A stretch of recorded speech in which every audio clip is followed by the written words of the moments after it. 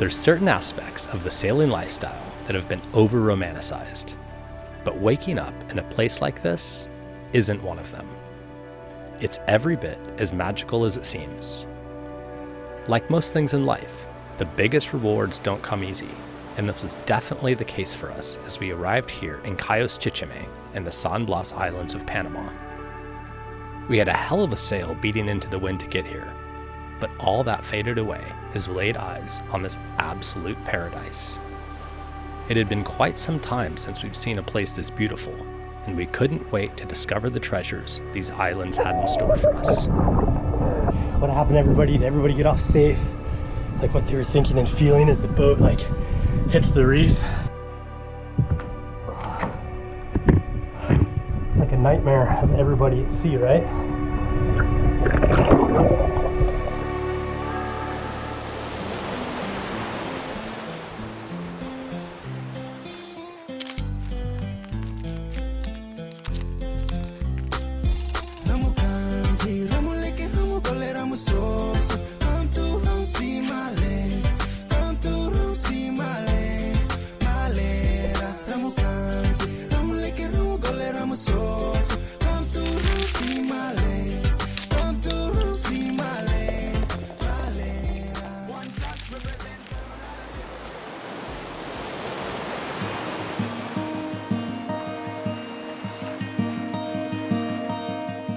I'm just so relieved to be here.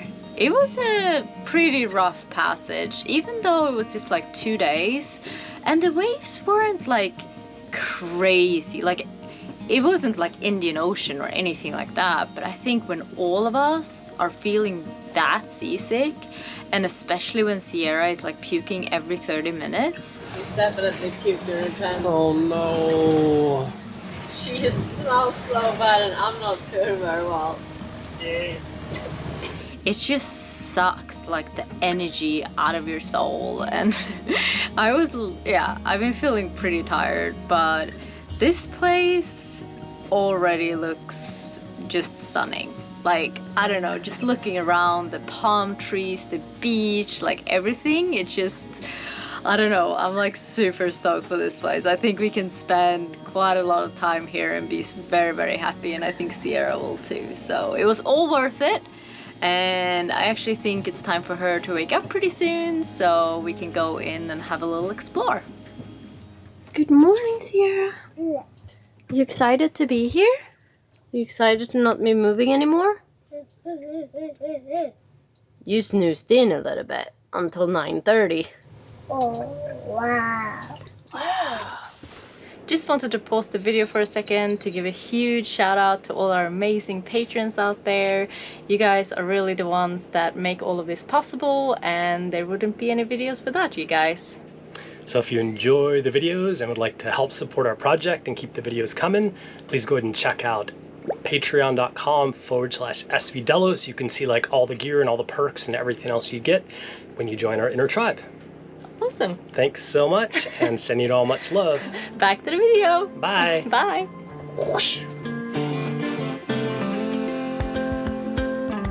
Ellos exigen mascarilla. Ya, ya. Ah, sí, okay. Acá no. Yeah, he said like basically I think this end of the island, like they don't care about people having masks on, but if you walk around the point, then they want people to have masks on. Okay. From what I understand, although I've been known to really misunderstand people a lot. And also he wants us to recharge his phone. Yeah. But he says it's very tranquilo here, very chill. Look at this place. I know. This looks like a great spot. Look at this clear water.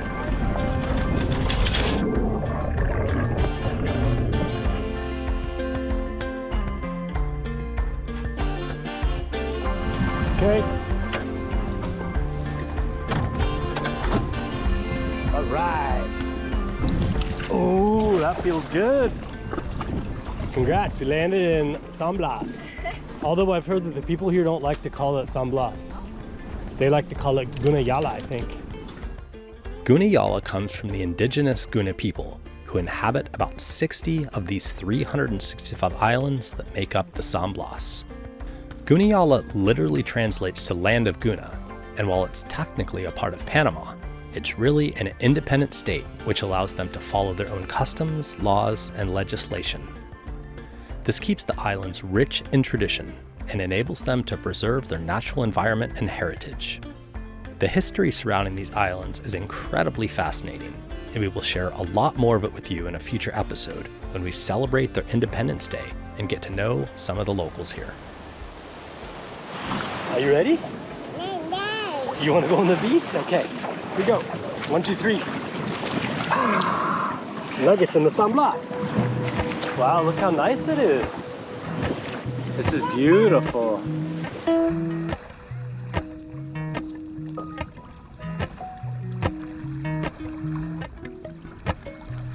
Appalachian sunrise meets my skin. Even with my eyes still closed, I can feel it coming in. Golden, I'll follow the golden,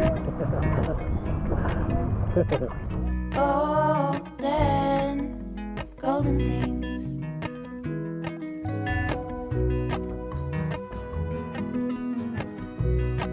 Hold on.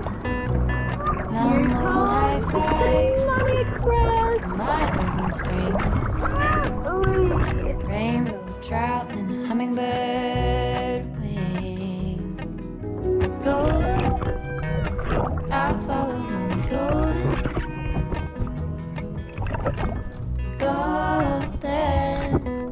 golden things. Gold hair, gold rings, gold leaves, gold anything, golden. I'll follow only golden. We haven't seen this in a while, huh? I know. I love it. It's amazing. I We're- really miss this. We're back in our element. Yeah. Some good things gonna happen right here. I see us going nowhere in a hurry. I know, right?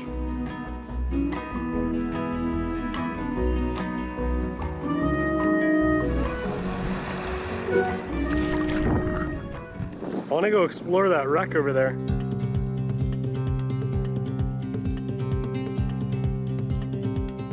Get closer. Yeah. The reef was super shallow with a lot of wind chop and breaking waves that made it pretty tough to get in close to the wreck. So eventually, we decided it would be easier for me to jump in and swim for the last stretch of the way.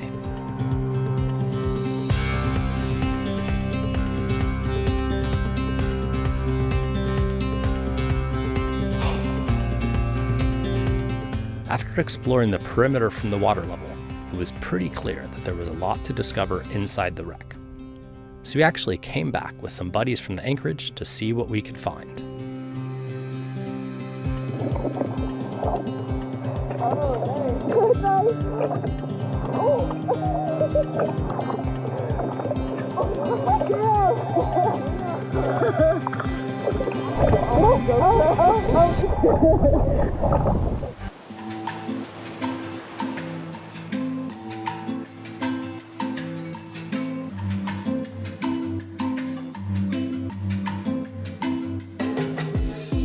I made it. I couldn't do the rope. I had to go to the other side. It's crazy up here. The boat's listing like maybe 30, 40 degrees to starboard. I'm interested to see like when she went aground.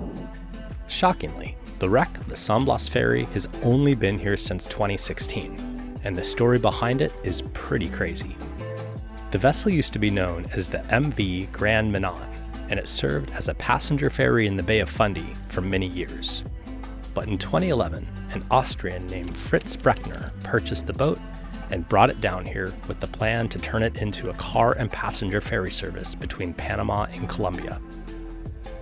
But after pumping about 800 grand into the business plan, he was never able to get the necessary permits from the government to operate, and instead just ended up living on board while he tried to come up with another business venture to use the boat for.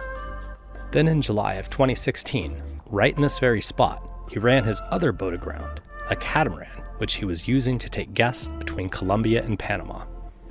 He was trying to tow the catamaran off the reef using the ferry, and the left engine stalled, and he ended up hard aground. With the amount of damage sustained, the boat was a total loss. So it's been sitting here rusting away for the last 6 years, and without any insurance to remove the wreck, will most likely continue to do so for many years to come.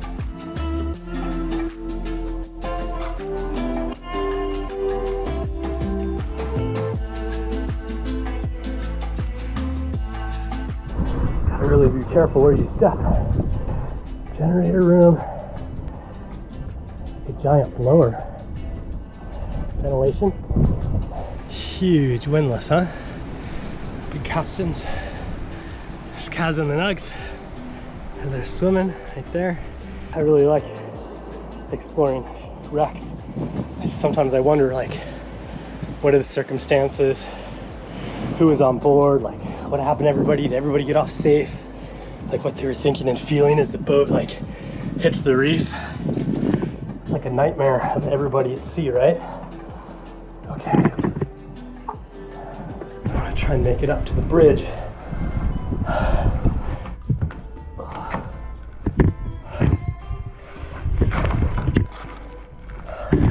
It's really leaning over. It's hard to tell, but the footing's not good at all.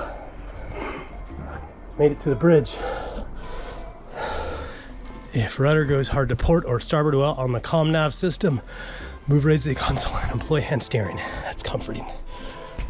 New Brunswick and is under charter to Coastal Transport Limited. Not a whole lot left. It's been pretty gutted. As fascinating as wrecks are to explore, both above and below the surface, it's always a bit heartbreaking to see somebody's pride and joy claimed like this by the ocean. It's a reminder of how fragile a lifestyle at sea can be. But still, seeing the contrast of the rusted shell of what this boat once was with the jaw-dropping beauty of this postcard-perfect paradise is an experience we won't soon forget.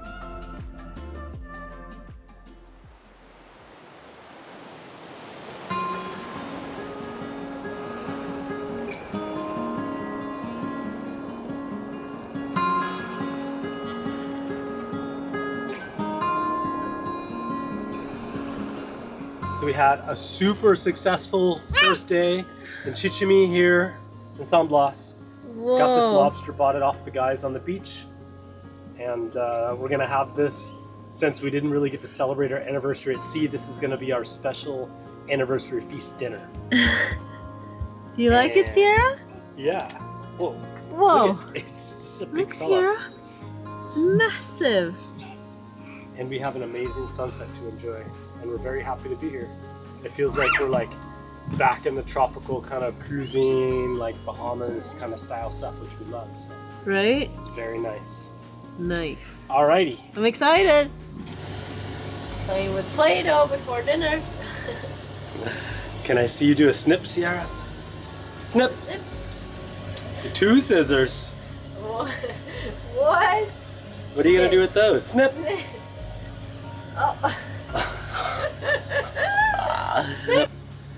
Oh, yeah, that's, oh good, that's so satisfying, Sierra. Isn't that awesome? Snip. We're chopping that garlic. Chop that garlic, Doug. Okay, good job. Thank you. What are you making? We've become addicted to cauliflower rice. That much is a given. So good.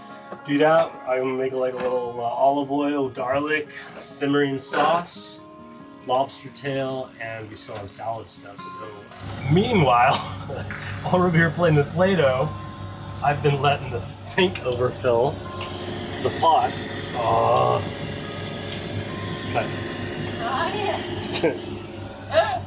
Busted! Running the water maker, but Busted! conserve.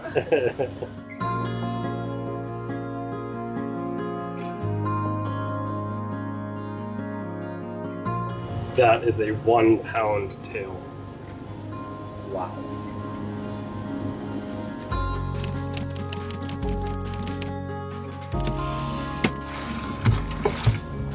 Wow. Big fella tail. Karikoto! Oh, baby, that was perfect. That's a perfect use for a ganukoto.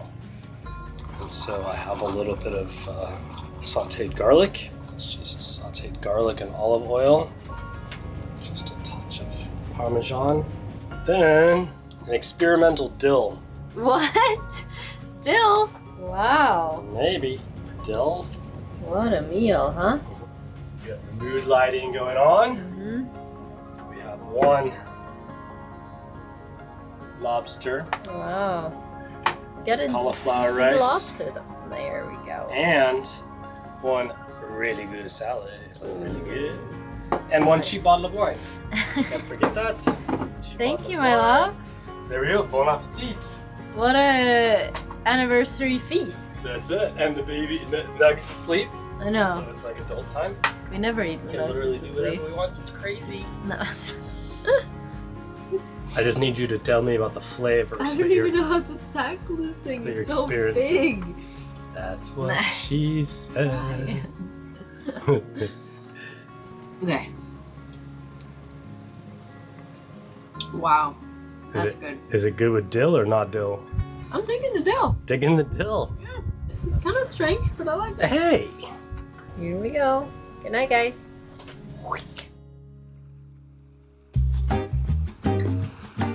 Chichime was such an amazing spot, and we could have easily posted up here for weeks. But we actually had some plans to meet up with our buddy Colin from Parlay Revival, who we met at the Annapolis Boat Show earlier this year. So it was time to pull up the anchor and mosey on over to a nearby anchorage where they would be waiting for us. We're here, Gaius Chichime, or Chichime, whichever, and we're going to Hollandaise sauce.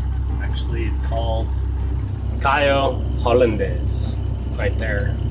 It's not very far away, but what we're gonna do is we're going to sail like out, and then we have to go around through this canal, and then we sail this way, and then it should be open ocean sort of situation for 3 miles, and then we end up here.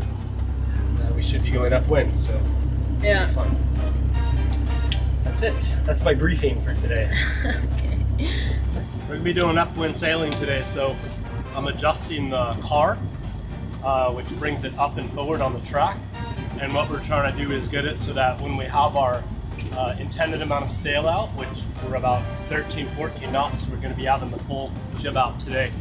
You want the angle of the sheet to like bisect the sail. And so what we're doing is as we move the car forward and back, we're controlling the angle of the sheet like this. And I just so happen to know that I should put it on the M of the ML for full sail. It's a lot easier to do it before the sail's out. You ready for another sail, Sierra?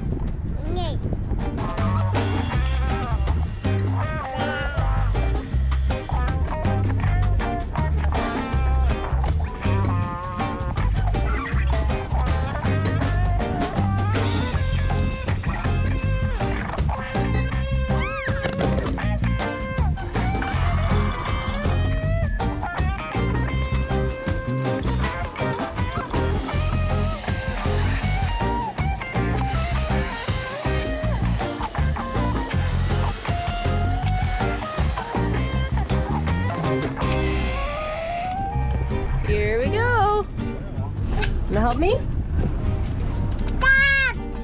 I'm not gonna stop. I'm putting out the sails, Sierra. Silly. Like this. Whee! Wanna help me with that one? Other way. Other way. This way.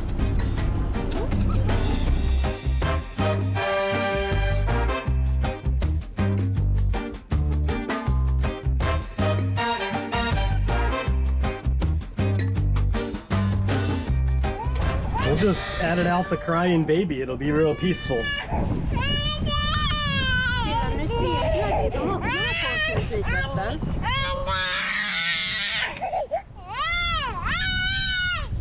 She hates the life jacket, so this is pretty much what we deal with, like, whenever we sail, which isn't that nice, but I guess it comes with toddler years. And as a grown-up, I try to reason with her, saying like, you know, we're sailing and it's important for the safety and all of these things, but I don't think she's getting it. Or she doesn't like what I'm saying. That's probably it. This is gonna be your life whenever we sail. Very peaceful out here. Okay, let's just edit that out. And put some nice music to the sailing clips.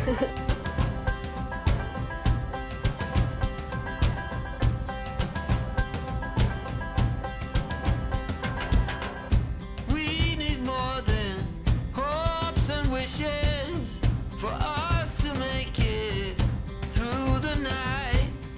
Stormy weather, weary eyes, hope to make it through the night. Before this night is over, I will guide you home. All this time you thought we'd never pay the price.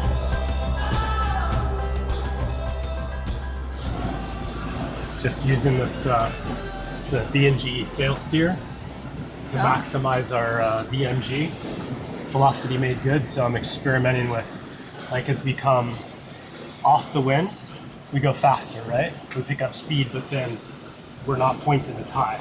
Huh. And if we go upwind, we slow down, but of course our angle gets smaller. So I'm trying to find, like, you know, watching the numbers, like, so now the VMG is like 4 knots because we're pointing super high, but we're also going to slow down. So I'm trying to find, like, the Sweet spot. sweet spot. We're pointing quite high, 37 degrees, but then we drop under 6 knots. It's good sailing, though.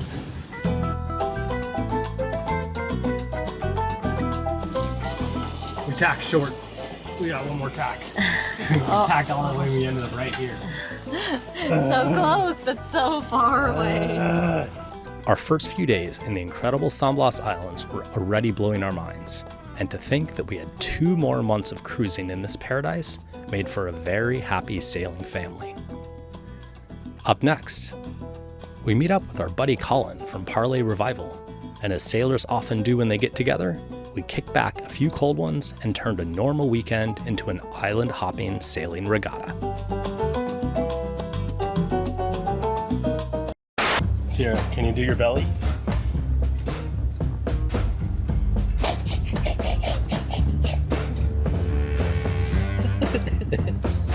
You're funny. Is it blinking? Yeah. I just wanted to make you walk towards me and away from me. Ha ha. Did you fart?